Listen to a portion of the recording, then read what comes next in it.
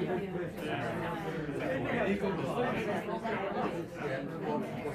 got married. I never seen that one.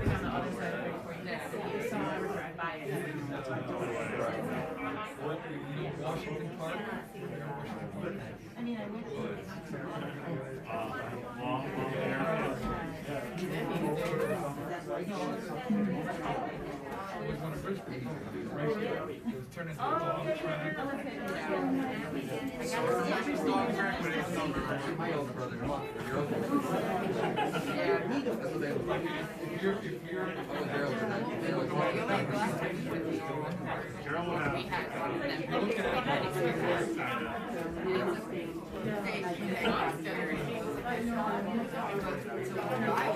Oh, really? He's like Bon Jovi.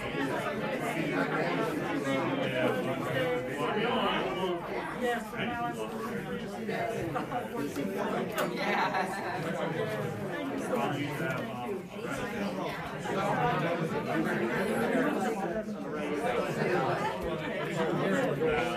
Whenever you're that was heavy. I thought you were.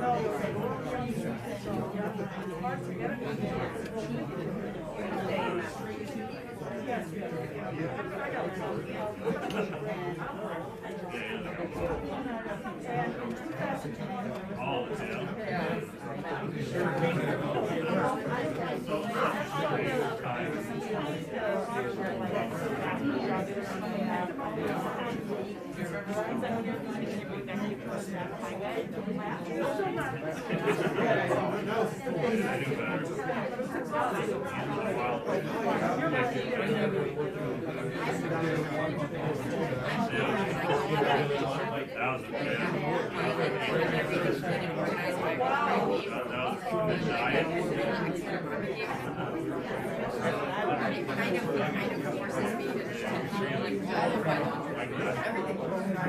Before I leave, I come back and hopefully I can just.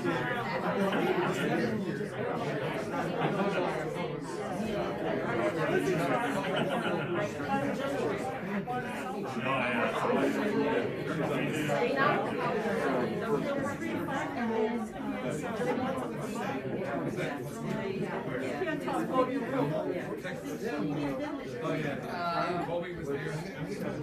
I sort my packing house, and I put my outfits together, and then I put it all. Well, you can dress up.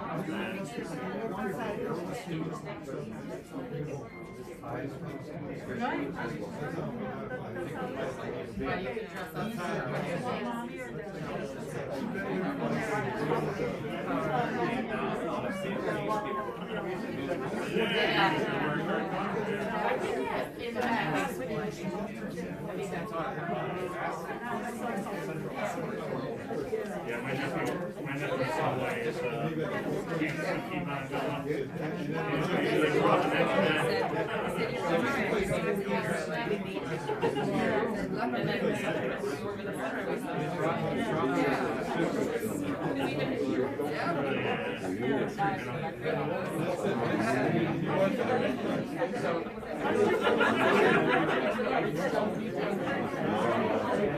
Oh yeah, they do.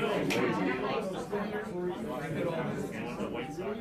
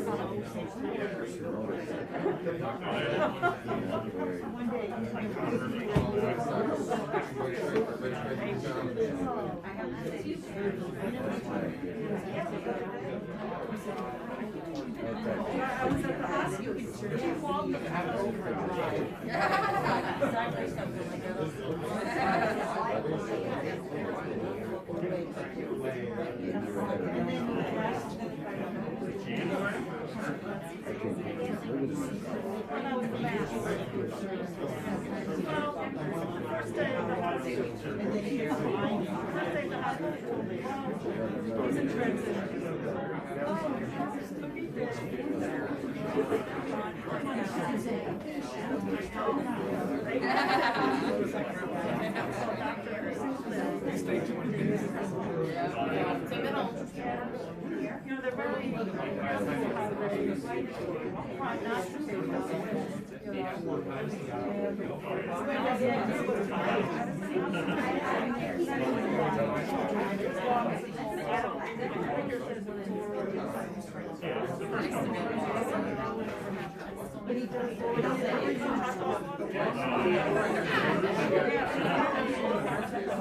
We're like walking through the industry. Yeah, they're walking to like the end of their single lap.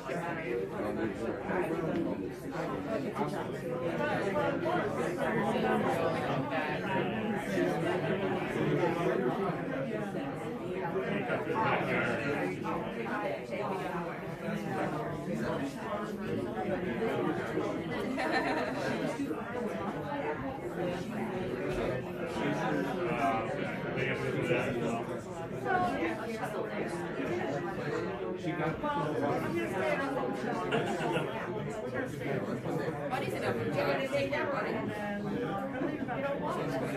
now I've got to do it for every once in a while, spoiled rotten. I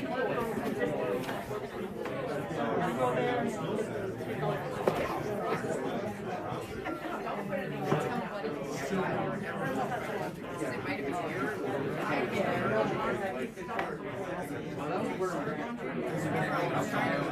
Something out of the wash machine into the dryer, and it came out like a dog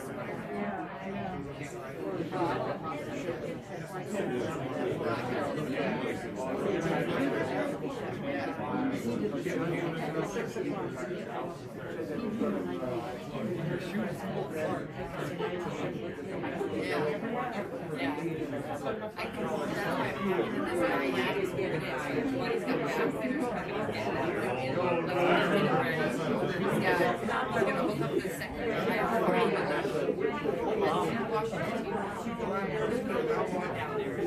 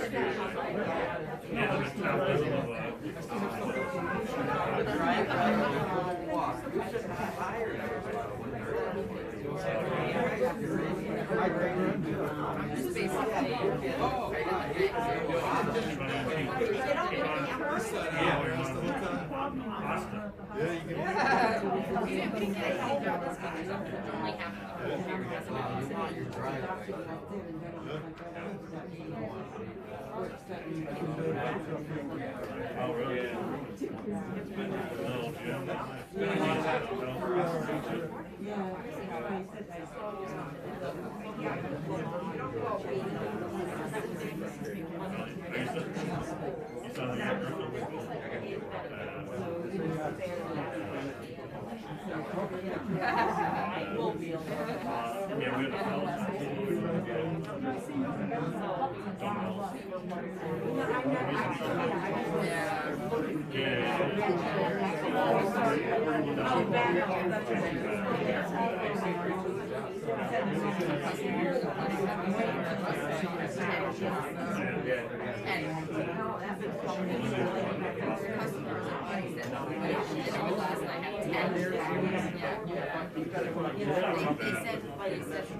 stuff. I said,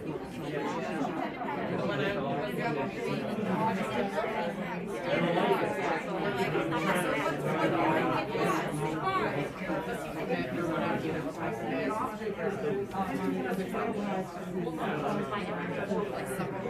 guess like yeah, one of them's got the other one. Yeah, all have problems. Yes, yes, well,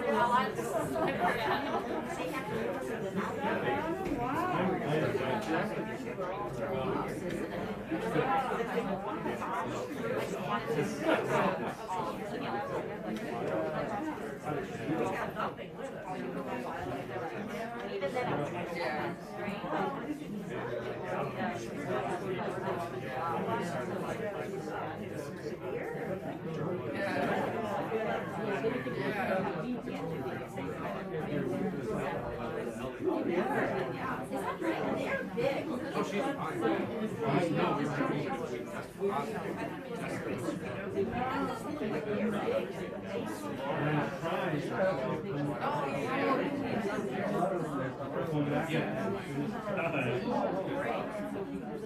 Yeah, I think I saw his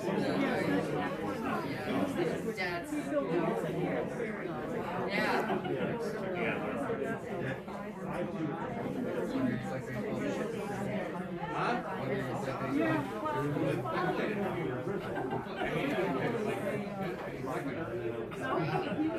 Yeah, my mom was like,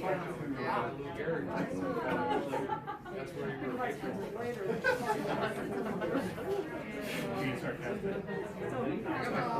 My baseball career ended because he threw a pitch into my arm.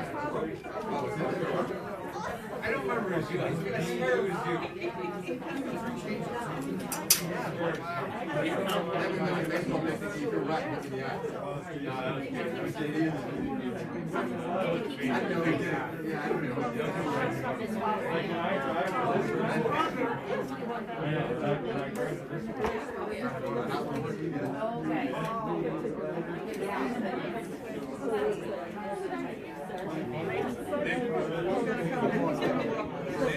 I remember in their house, and I obviously where is that strap?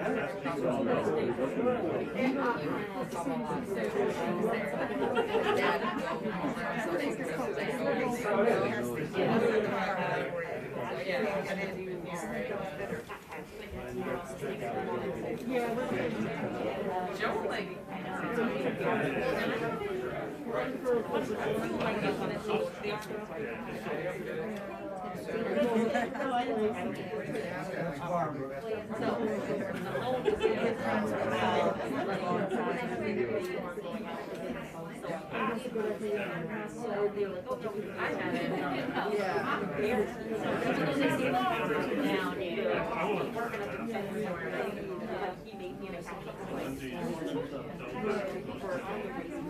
I don't really know. And then after like but it was like a little tired.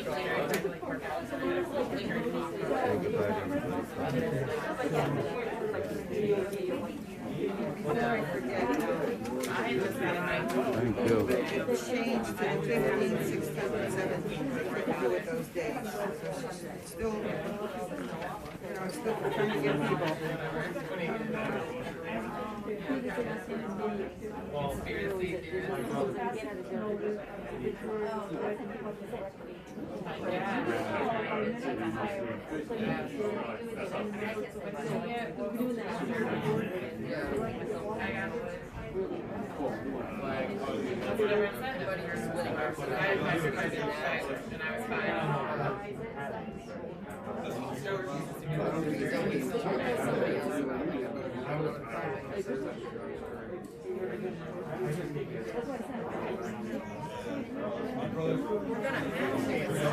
But right now, nobody has so many projects because of his customers' house that And like right now, I'm in the downstairs and stuff, and then he's actually talking to the guy still about fixing the complaints that brought up to the I guess those are bad conditions. So he's got so many things like already barred him with too much.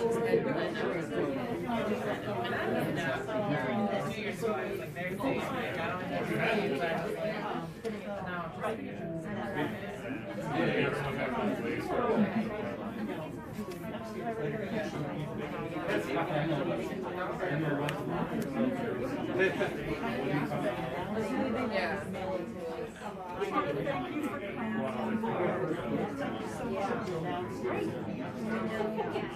Joe's like, we talk about the kitchen every once in a while. Like every once in a while, we see something or come up with something. Come up with a new idea, and we're like, oh, well, what's we do the kitchen, we'll do that. Like he wants to have like a bug show thing because he's neglected so many things now. He shows him something online, and he's like, well, what in the kitchen will just equal that. But he always thinks about the resale value because we decide to resell the house. He doesn't want to do anything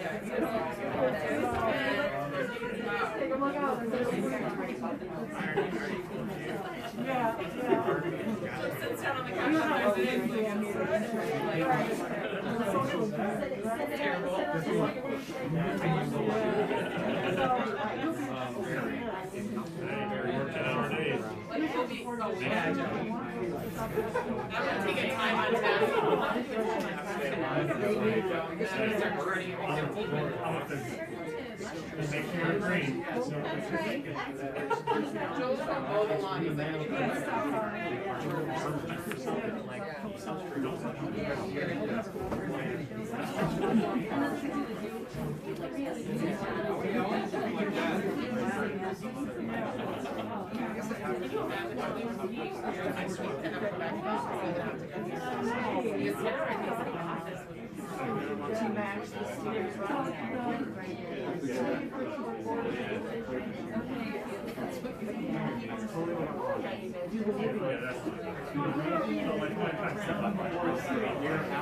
Hey Mom, can I go talk to the people about when we're gonna start saying something?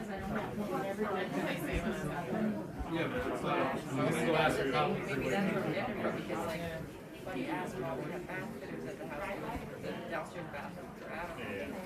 Do I want to have my shower upstairs? And I said, no, because I'd rather have like strictly stuff that I never use, maybe out of there. And I want to keep my tile shower open. So the whole talking about the bathroom. And I really don't like the fact that I don't see people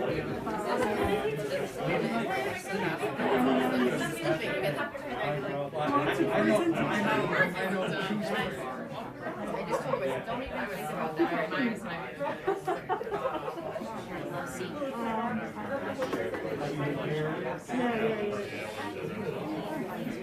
But if I have this, why not have it? Like we're gonna redo something. I don't want to do this with these instead of save it over the years and getting them and laying it out. It should be bigger than I like all.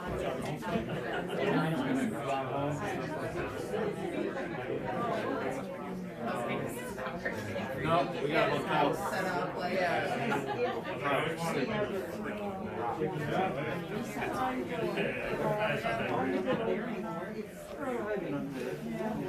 that's how he was. Like that's the thing.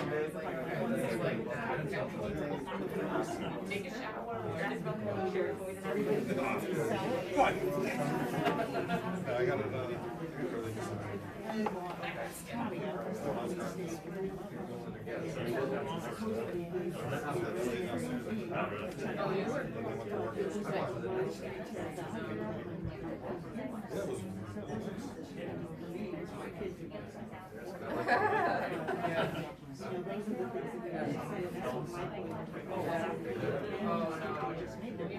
You did not do well with the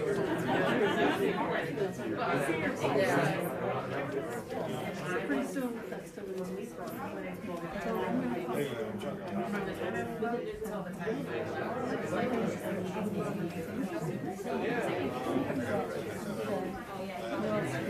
Yeah.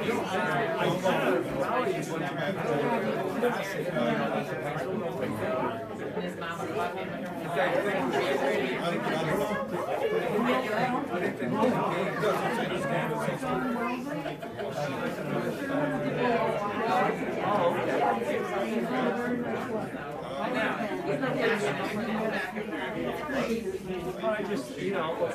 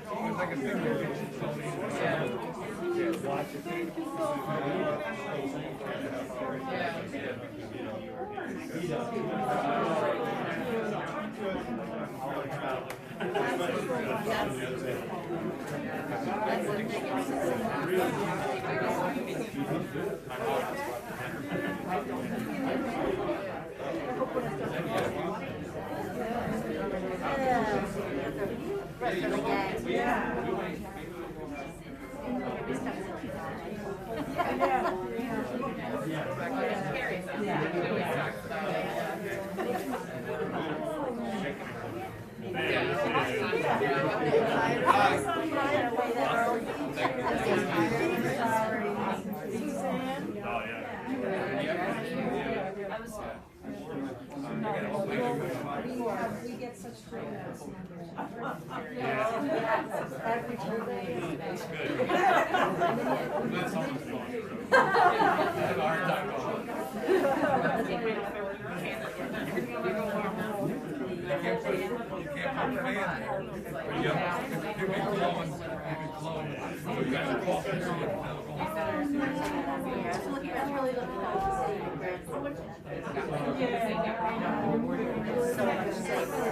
Monday.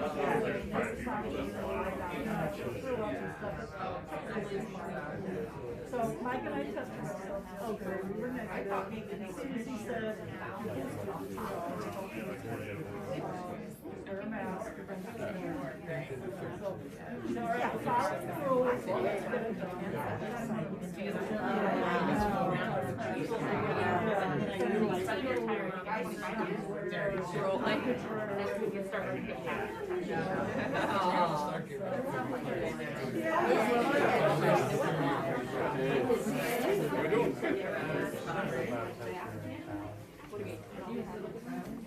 So there's a montage too.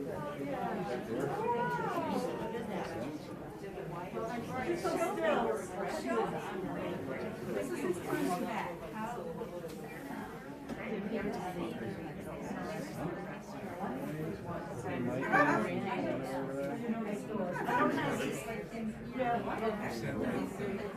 These are his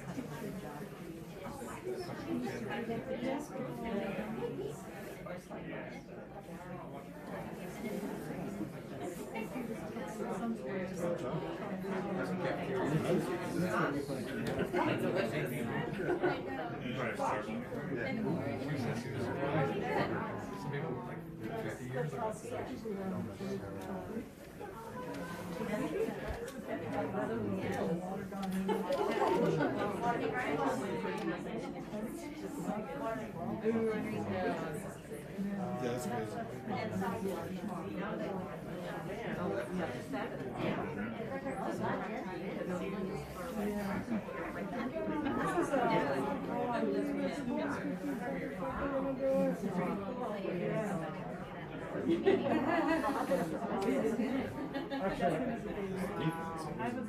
It's not even that.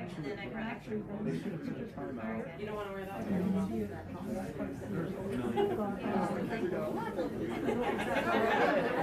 Now?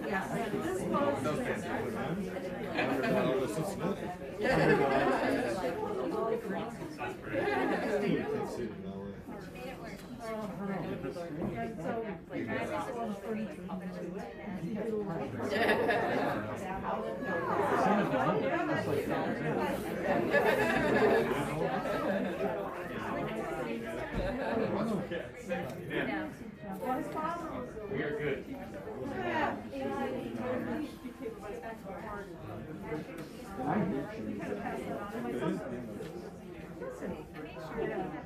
So this is Student. Student as well. like a old home. him. He was, he was working on it. I wanted to capture Yeah. Did they do that? Did they do that since you've been a teacher? Oh, I remember when we were in high school. Double basketball for charity. And then I was gonna come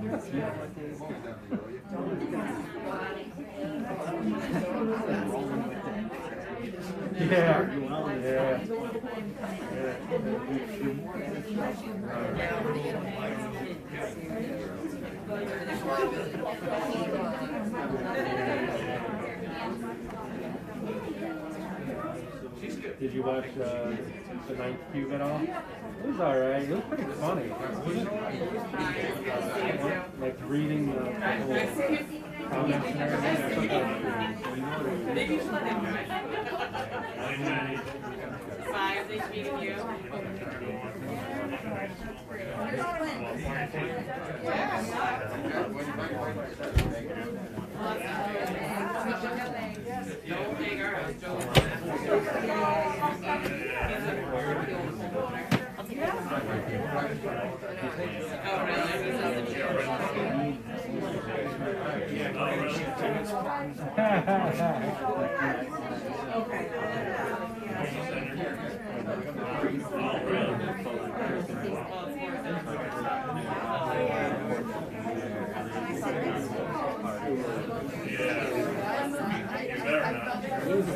It was funny.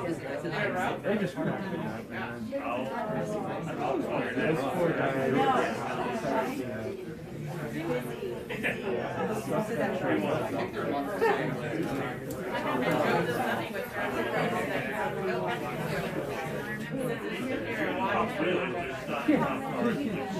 I'm like,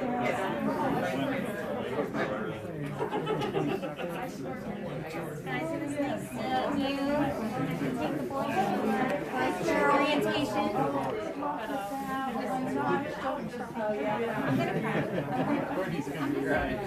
I'm totally crying.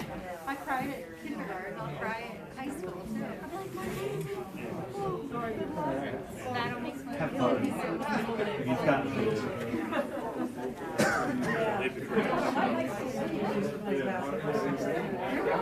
Morning. Trying to get out of the way of the camera. All the girls were sitting. I'm saying. Are you guys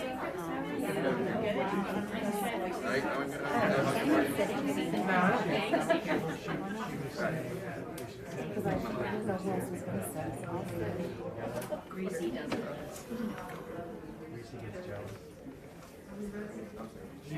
She's gonna announce. I'm gonna start for you, if that's all right. I just wanted to make sure no podium. No podium. Yeah, that's fine. Okay, all right. I'm gonna turn down our music here. Okay.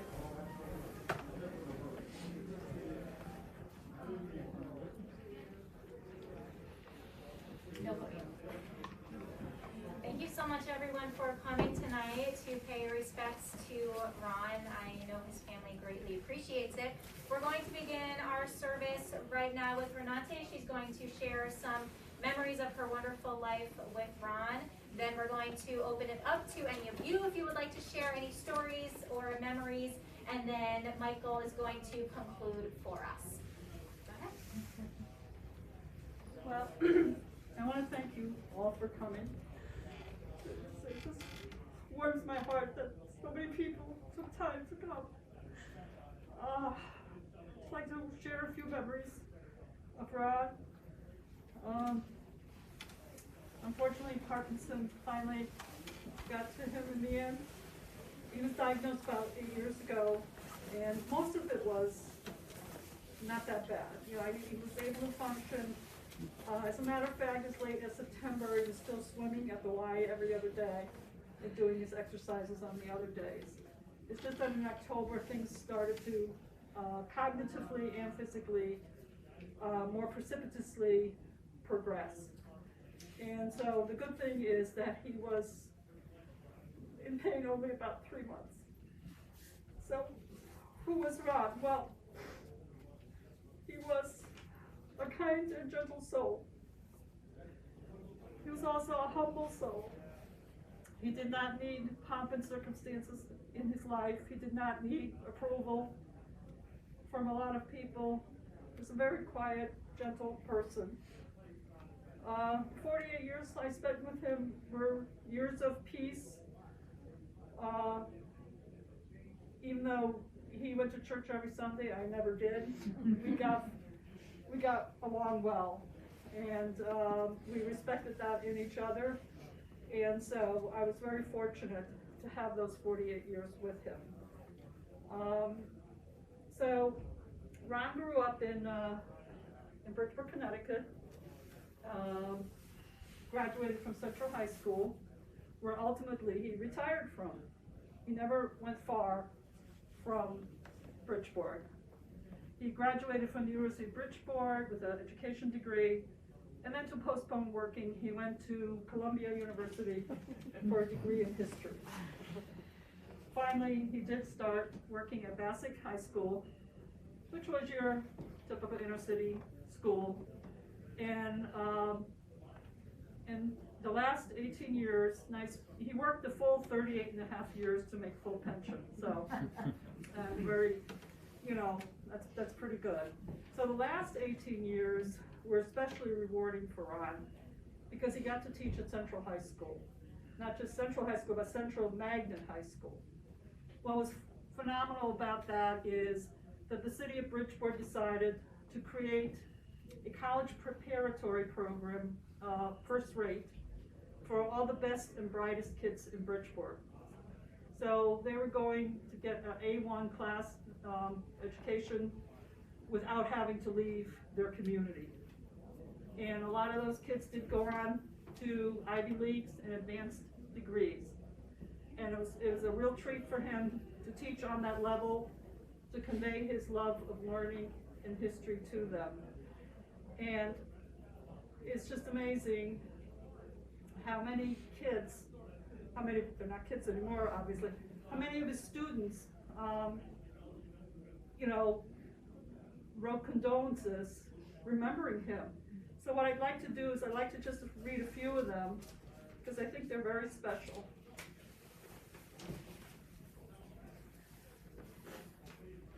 Mr. Stach was the most gentle pupil I've had the pleasure to know. All 4 years of high school, he was my homeroom teacher and 1 year as my history teacher. His calm way of speaking made me want to learn. I have great memories of him during my high school years. He will sincerely be missed and will always be remembered. Rest in peace. Maria Reyes. Another one. I was in Mr. Stach's history class in 1967 at Bassick High School. 1 bachelor's degree and 2 master's degrees later, Mr. Stach is still my favorite teacher. He made history relevant to me.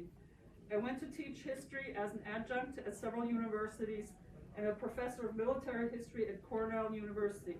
Rest in peace, Mr. Stach.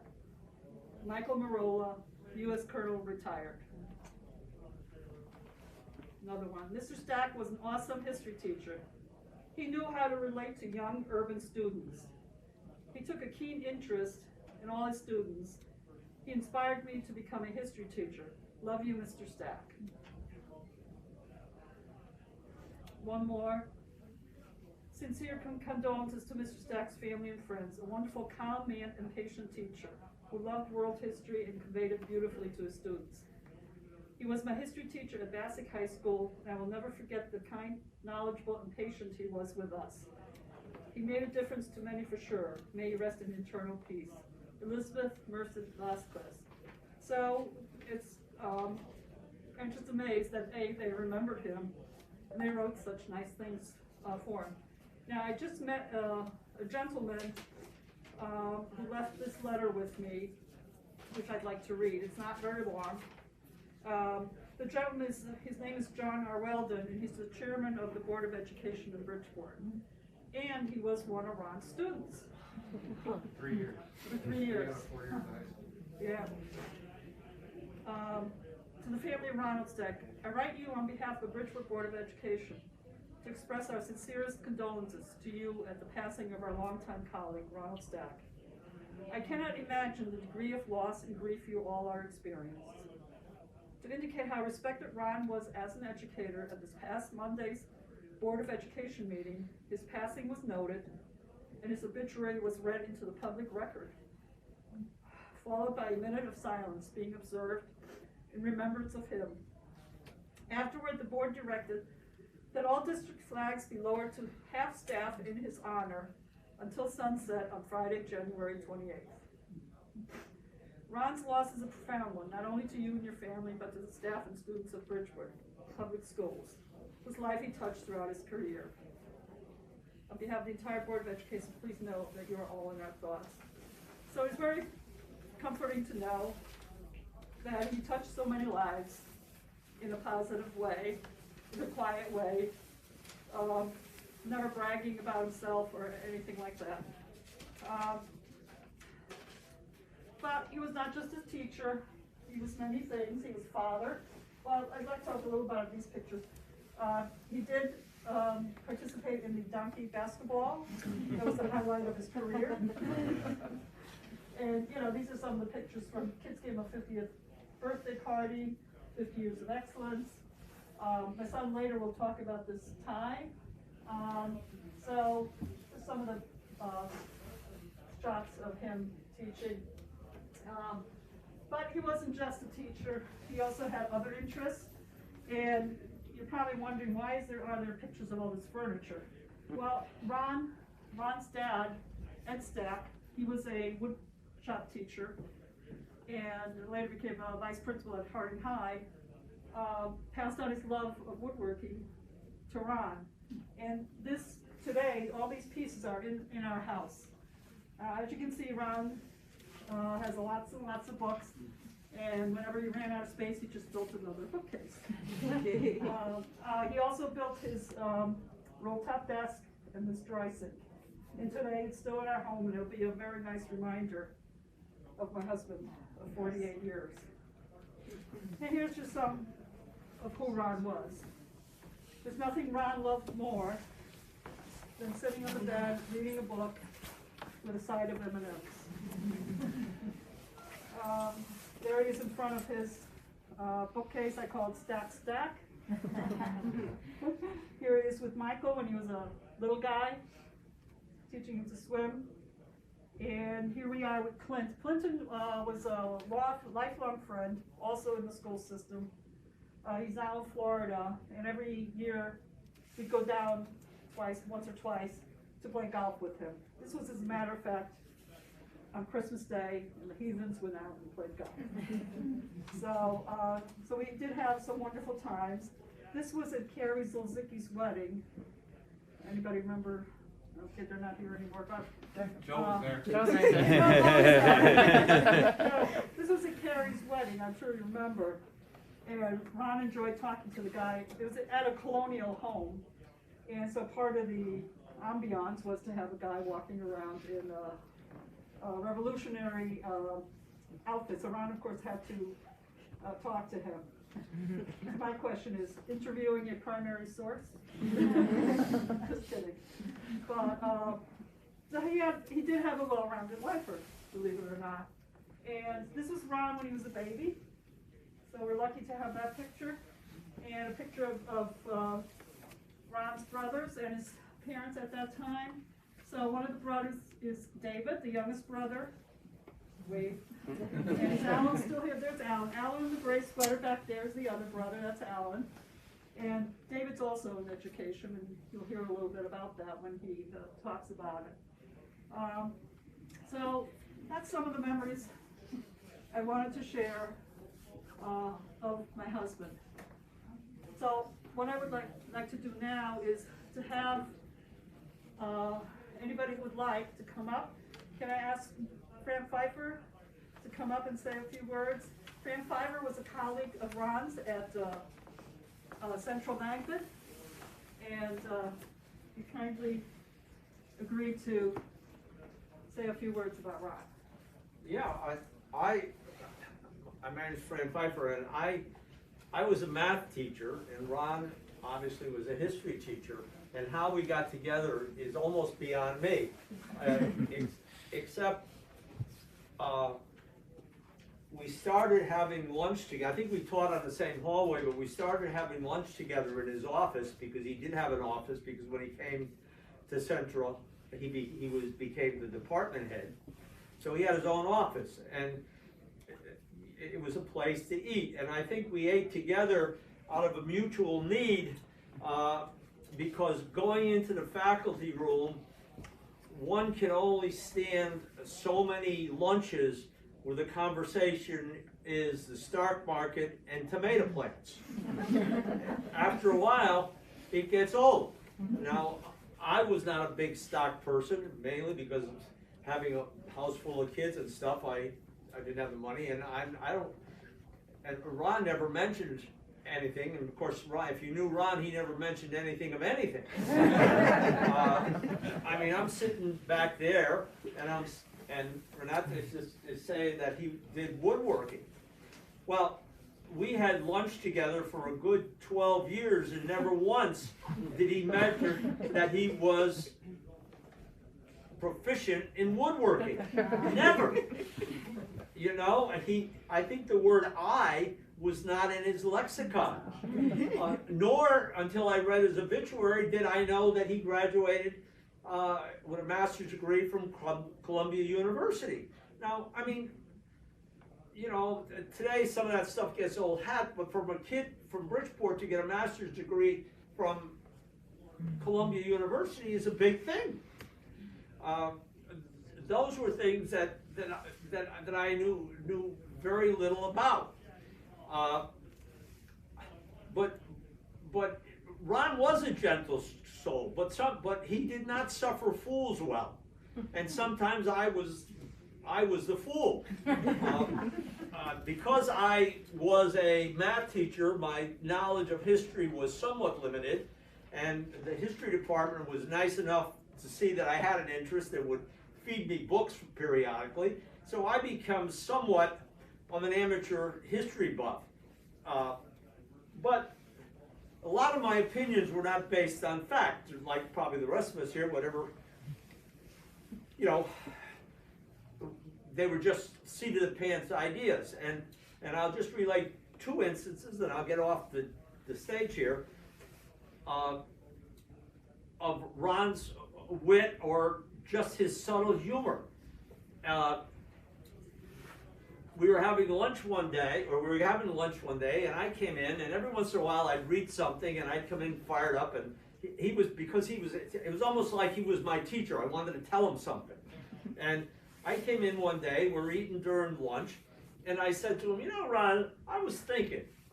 And you know, whenever I said that, his antennas would go up. And I said, you know, I've been thinking about America, and I was thinking that the golden age of America was immediately after the Second World War, in the 40s and early 50s. I said, I really think that was, like Rome, that was the golden age of America. And Ron looked at me in between bites of his sandwich, and he said, you could be right, unless you were a woman or a minority.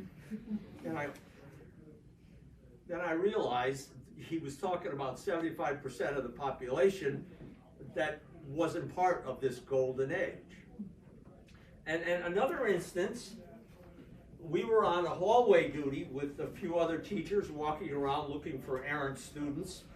And one of the language teachers was part of our crew, and I, having gone to high school and college in the 50s and early 60s, was steeped in somewhat of a classical education, except for some spare math courses.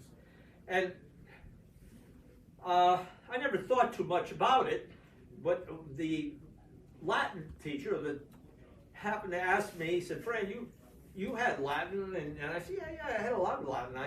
He said, I got this phrase I'm trying to translate, and I just can't put it into English. Can you look at it? No, I didn't. I hadn't seen Latin in 20 years. But I looked at it, and I just came up with a really decent translation of the phrase. So now I'm all steeped in maybe how wonderful I am. So we're walking around the hallway, And I said, you know, come to think of it, I had a pretty good education for a kid who also grew up in Bridgeport. I said, you know, I had the traditional English and stuff like that, but I had 6 years of classical Latin, a couple of years of classical Greek. Having gone to Fairfield University, I had 4 years of philosophy, 4 years of theology. I had a pretty good education. And Ron stopped and looked at me. He said, Fran, you're right, for the 17th century. And I think that sums up what Ron was. He didn't have much to say, but when he said it, it was poignant. And he looked at me and I said, you know what? Damn you, you're right. I mean, I know a lot of stuff, but I can't tune a car, I can't do, there's so many things I can't do. But anyways, and we became friends. Somewhat of an odd couple friend, him being history, me being math. But those were good, looking back, those 20 minutes every day for 12, 13 years of having lunch was nice. And we would talk about everything under the sun, from his timeshare in Martinique and how he felt he was getting ripped off. It was the only time I ever heard him complain. And just different other sundry topics. But anyways, I know the family will miss him, and I certainly will miss him. He was a good friend. Thank you. Thank you so much, Fran. Thank you so much. Great stories. Is there anybody else who'd like to say a few words? David, his brother? All right. Uh-oh. Okay. I'm the youngest of the three, and Ronnie and Alan will always complain that I got away with things because they got beat up from Grandpa. Right, so they usually happen. So there's a few things, the last few times they were talking about M&M's. Well, I have a true story about M&M's. Ronnie was sly. He would have that little grin. If you ever saw when he's getting away with something, he'd give you that little grin. So we're sitting in the living room now. I grew up in a Cape. And you know how small the Capes were, the 40 Capes. And every 5 people in one little living room. And we had a couch. Ronnie would sit on the couch at this end of the couch, and we'd be at this end, and I'd be on the floor usually because there's not enough room. And my father, being the hierarchy of the family, had his own chair, and my mother had her own chair. So you don't sit in those chairs. So Ronnie made chocolate chip cookies, and they're really good chocolate chip cookies. And so what he would do is he used that as a method to get his chocolate fix. So he would say he would buy these because you don't have to unwrap them, and he would pile them in his pocket. So now he knows where to the right. So what he would do is he would chocolate chip cookie. The Toll House School, you go in there, you get one, come up, put it in his box. So we caught him at it. So he said, no, you can't use it anymore, as, well, these are just for making cookies.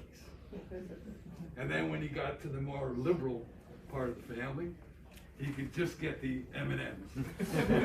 Right? Because he used to have inside of his pocket would get, you know, because they would melt. So he tried to eat them fast enough, but he couldn't. And we'd be looking over because my father didn't buy a lot of the, we didn't have a lot of the other fancy stuff. It usually was just basic food in the house. Now the other story was, I taught automotives at Harding for 13 years, and then I went into guidance for another 40 years. And what happened one day, Ronnie always had me to come fix his car. So one day working in our house, and we needed a part. So we went into Bridgeport down on Barnum Avenue, and we parked the car, and Michael, we had Michael that day. So, must have been 3 or 4. Yeah. Real young.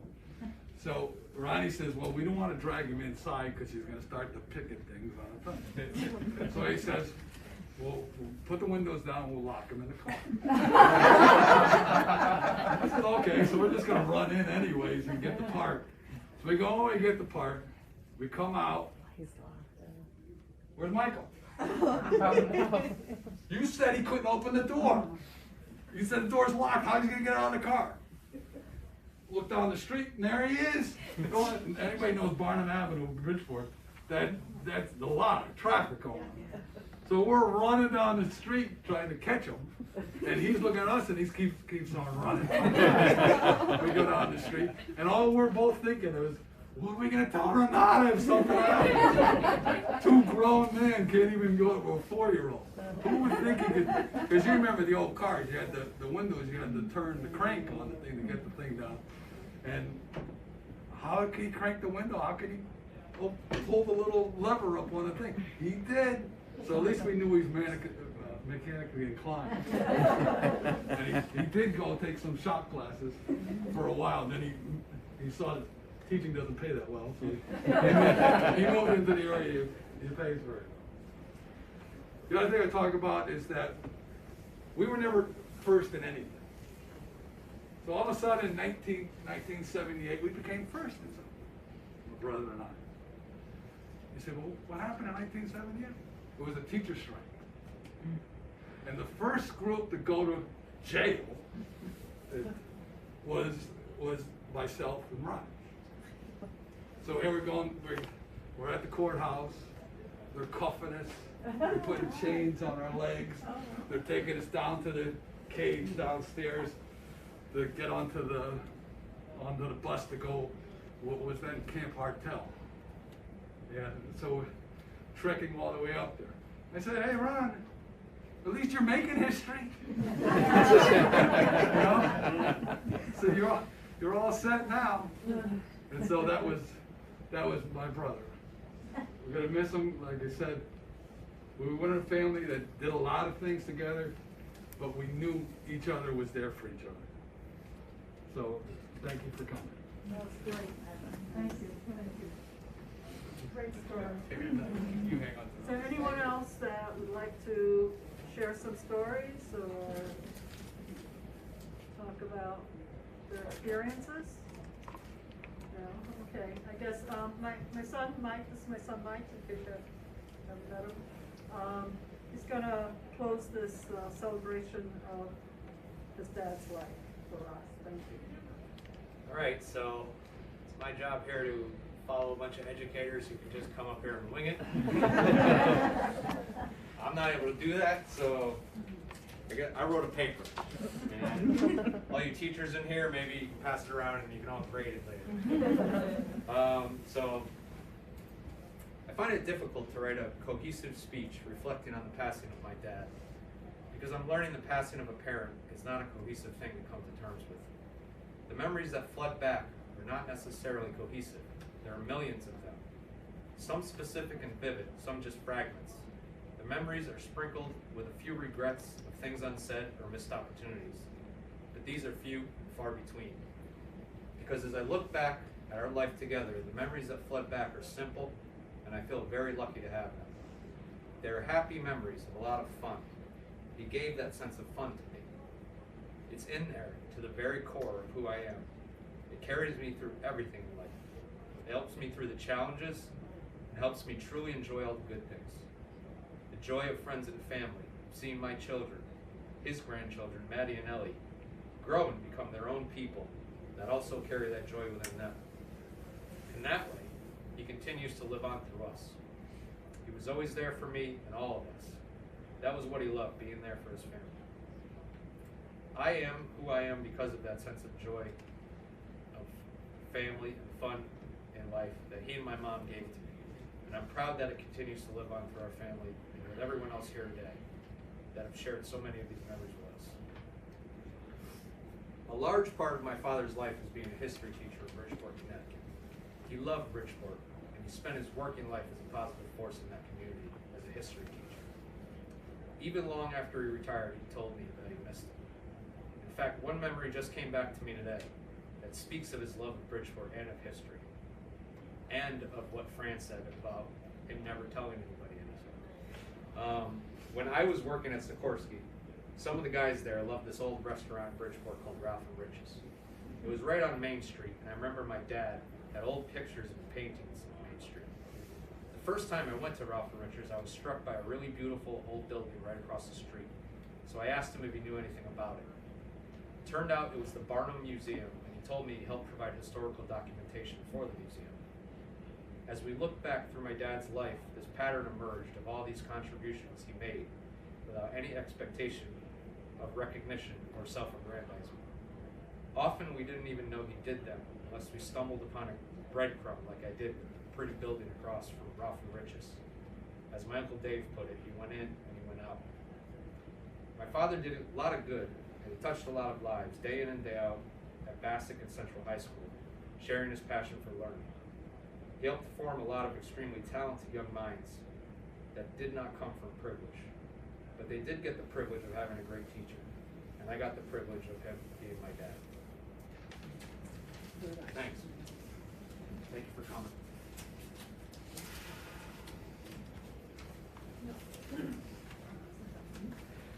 All right, well, I just want to thank everybody for coming. It's so sweet that everybody took the time to come here in this 20-degree weather.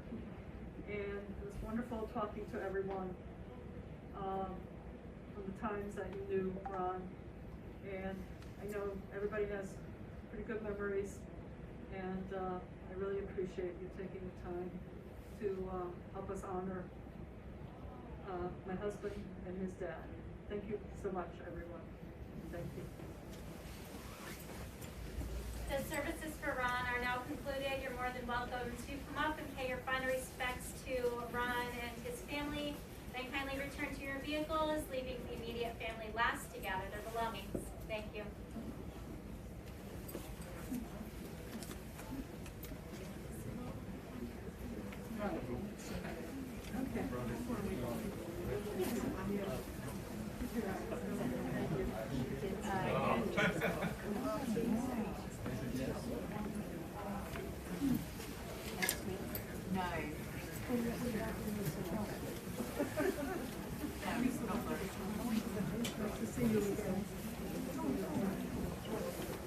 Very nice. Thank you.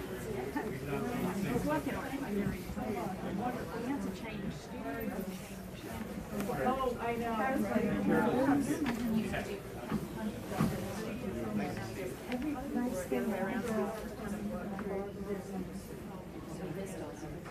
No.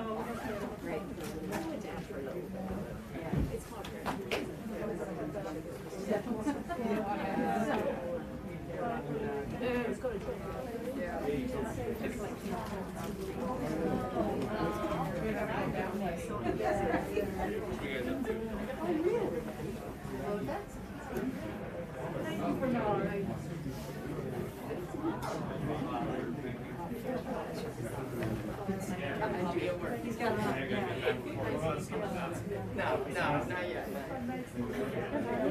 Yeah, hockey tonight. Hey Betty, how are you? It's always hockey. Good. Yeah, thank you. He's still playing? I don't know if I'll like go have dinner with mom or something. What's he doing? And then what's hockey? It's like breakfast.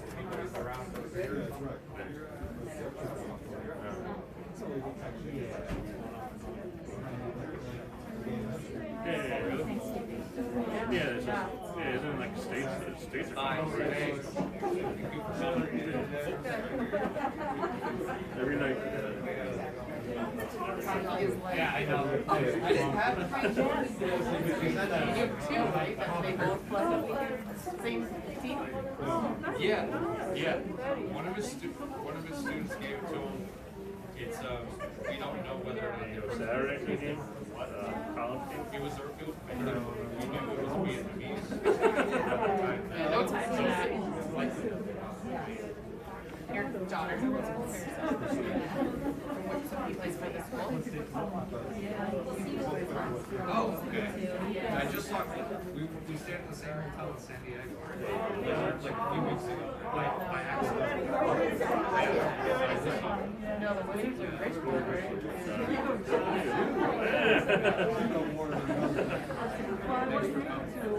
of the girls in that group, her husband,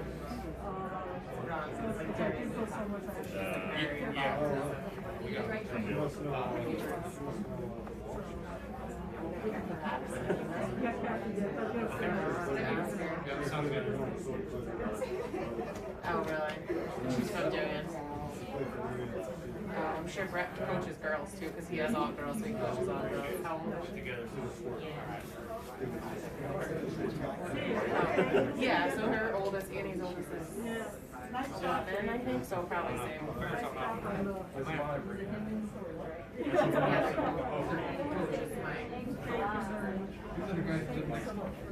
Crazy. Yeah, I know that. I always tell my Dave lived down the road. You used to cut his grass on them. Yes. Do you remember how he lived out? Do you know Well, how we're he gonna stay overnight. lived out? That Ron did want to and he wouldn't mind when I could start. So he figures I always need one. Come over, I'll give you that. I'll give you the way it is.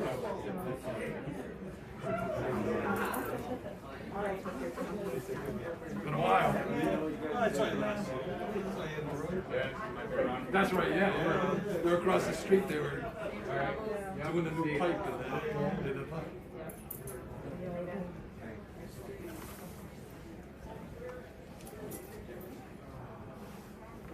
You at work? Excuse me. Friday. I know, hi, Lindsay, it's very nice to meet you. Lindsay's so sicky. Yeah. Thank you. Thank you. Yeah. So still newlywed. I don't know. They go way back. Yeah. Well, the stach is doing the same trade on those two. And the guys moved. Real A couple blocks away. Yeah, right down the street. Mike was probably 5. That was 5, yeah. About 5. Jolly Drive. A year younger than Yeah. Well, when you guys were little, you know, there were still women who were home. And so like Kathy, yeah, on the same we all, you know, walk with the kids. Yeah, right in the same Strollers, neighborhood. same neighborhood, Yeah. all that kind of stuff. It was a nice neighborhood. It was very nice, yeah. And it was a nice place for your kids to grow up. You know, it's harder now, but they've been lucky. They've met very nice couples in there. Thank you. They take care of them. Oh, okay. Oh, yeah. It's just Yeah,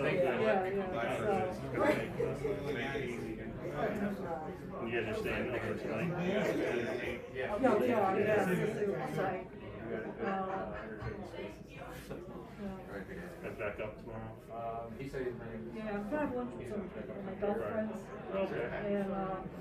And then we'll go back home before the Orange Hills Girls, yeah. I wonder what's gonna happen to the Orange Hills Girls. Bart Smith Oh, yeah, passed away. he passed away. He passed away. I know they were saying that, you know, they would never get rid of the Horse, until he passed away. passed away, so I don't know. Oh boy, there's lots of money in that. So. Yeah. Well, they still have some extra land back there, so I don't know. Yeah, they do, yeah. If they're gonna do condos and keep 9 holes, or, Yeah, that's what you know. people usually do. Yeah. I'll just be sad to go if they Yeah, do. yeah. But again, it all comes down to money. It does, yeah. Pizza sounds good. So. Get a couple fast.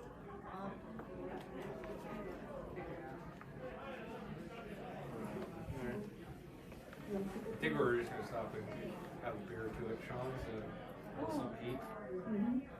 Yeah, water.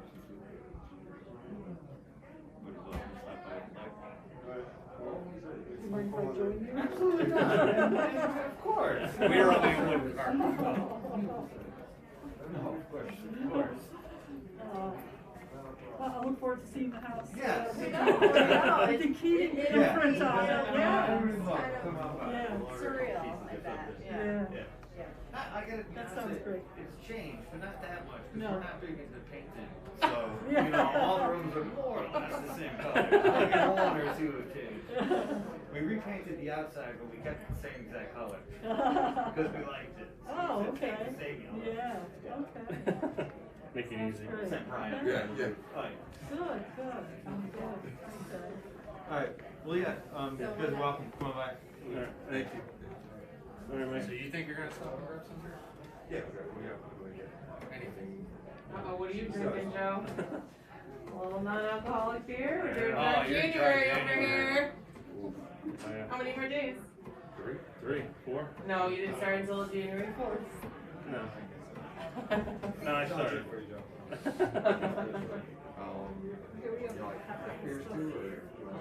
Just give me one.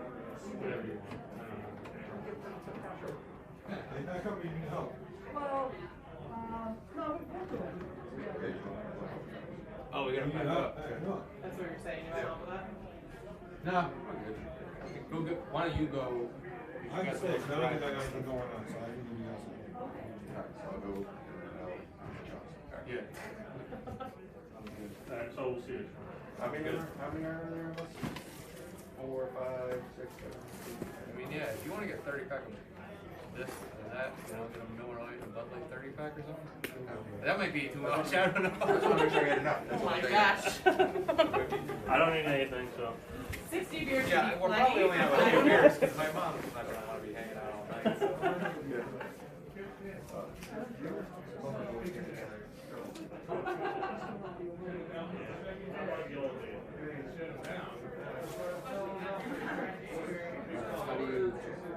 We're gonna bring the box in, put all that stuff in.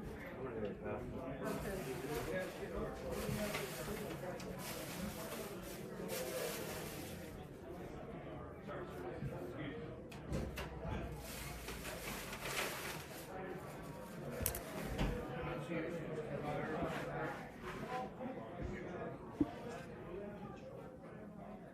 All right, all done. Okay, thank you. Oh, that's the box. That's your box.